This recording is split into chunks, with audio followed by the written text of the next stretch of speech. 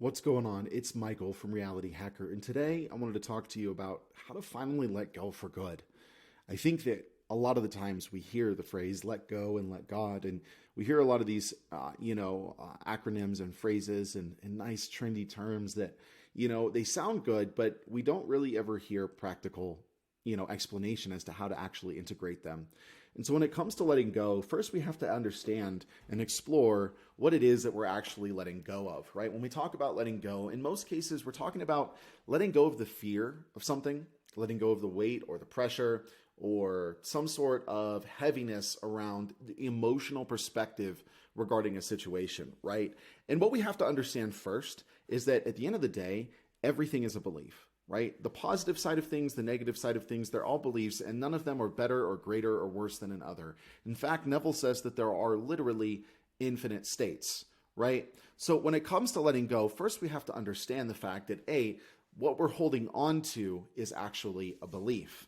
And it's a belief that exists in regards to a very specific portion of a certain situation, right? So I believe that if I don't do this, X will happen, right? I believe that if she does this, X will happen. I believe that X plus Y equals Z, right? Whatever the belief is, I am believing in some sort of fragmentation. Even the highest belief carries a sense of fragmentation from the all or source that we are. And it's important to understand that because when we're letting go, we're not really ignoring. We are giving things permission to unfold for us, right? This is a really, really, really important factor here. Most of the time, we don't give ourselves enough permission to actually let go of what it is we're dealing with because we believe that controlling it and having a greater sense of control around it will actually lead us to a better outcome. The fact is, if you've looked back at any time that you've surrendered or any time that you've been in a precarious situation and you've let go, you find that things always work out for you. And so when we talk about finally letting go, what we have to do is we have to come to a conclusion, and this applies to any area of our life, that holding on and retaining the seeming sense of control, which in and of itself is an illusion, is actually hurting and harming and creating more resistance in us.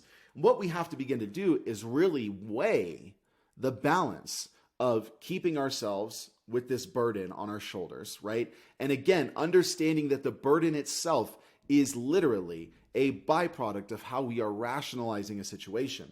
If we could learn to interpret the situation differently, we could interpret like it would happen in us differently. And to the same effect, if we interpret ourselves differently, we would interpret the situation differently. So when it comes to finally letting go, there's a couple of things in play, right? I have to be able to let go of the specific belief in relation to the situation that I'm carrying, right? If I want to find that flow, if I want to tap into the freedom, I have to be able to let go of the heaviness, right?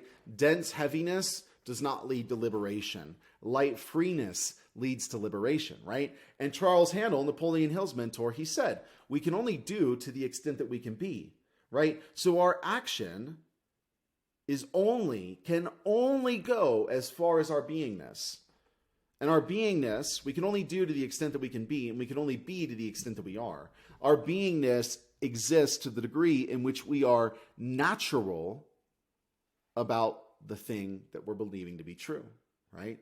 So what we do is determined by what we be, right? What we be is determined by what we are. What we are is determined by our fundamental self-concept. So if you want to get out of a rut, if you want to get out of a sticky situation where there's a lot of emotional attachment involved, where there's a lot of heaviness involved, the first step is to clear all that out and retain a new perspective about the situation. I have to be able to go, okay, look, if something happens, I'm still going to be okay.